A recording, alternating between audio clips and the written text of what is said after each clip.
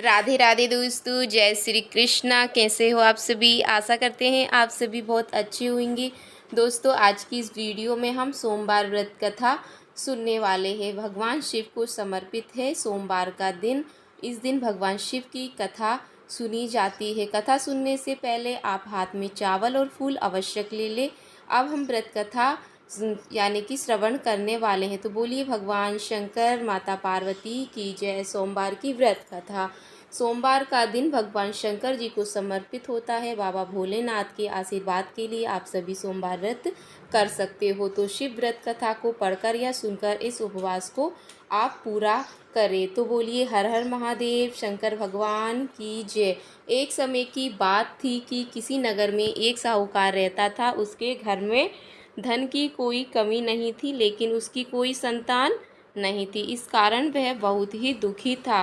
पुत्र प्राप्ति के लिए वह क्या है कि प्रत्येक सोमवार के दिन व्रत करता था और पूरी श्रद्धा के साथ शिव मंदिर जाकर भगवान शिव और पार्वती जी की पूजा करता था। उसकी भक्ति देखकर एक दिन माँ पार्वती प्रसन्न हो गई और भगवान शिव से उस साहूकार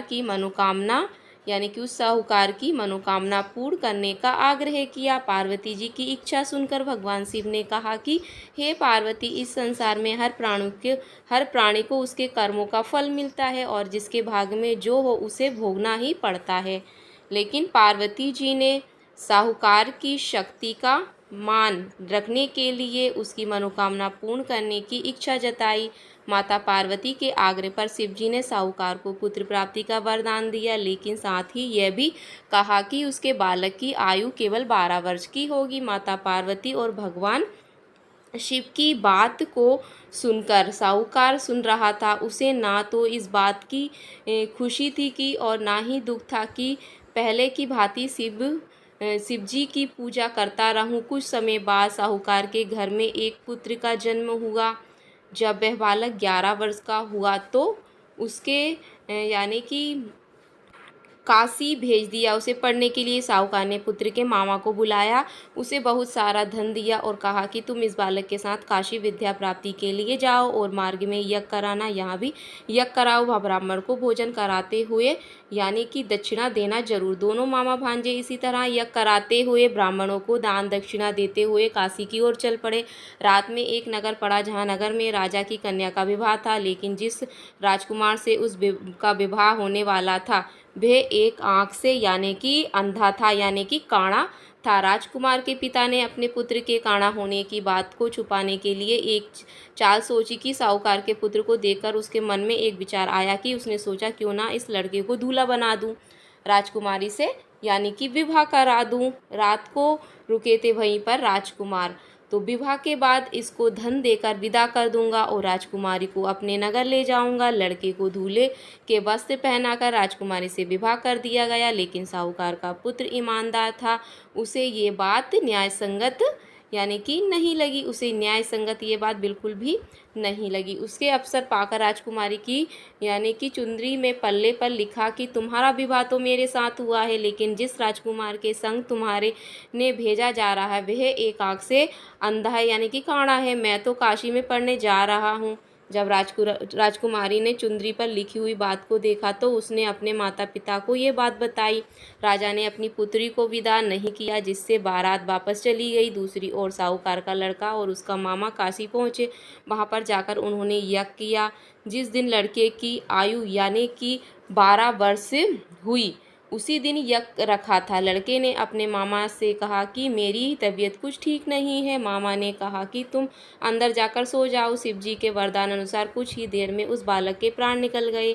मृत भांजे को देखकर उसके मामा ने विलाप करना शुरू कर दिया यानी कि रोना शुरू कर दिया। संयोगवश उसी समय शिव जी और माता पार्वती उधर से जा रहे थे। माता पार्वती ने भगवान से कहा कि स्वामी, मुझे इसके रोने का स्वर सहन नहीं हो रहा है, आप इस व्यक्ति के कष्ट को आवश्यक दूर करें। जबकि शिव जी मृत बालक के समीप गए तो वहाँ पर बोले कि यह उसी साहूकार का पुत्र है जिसे मैंने 12 वर्ष की आयु का वरदान दिया था। अब इसकी आयु पूरी हो चुकी है, लेकिन मात्र भाव से वियोग। माता पार्वती ने कहा कि महादेव, आप इस बालक को और आयु देने की कृपा करें, आ जाने की और आयु इसकी बढ़ा दी जाए।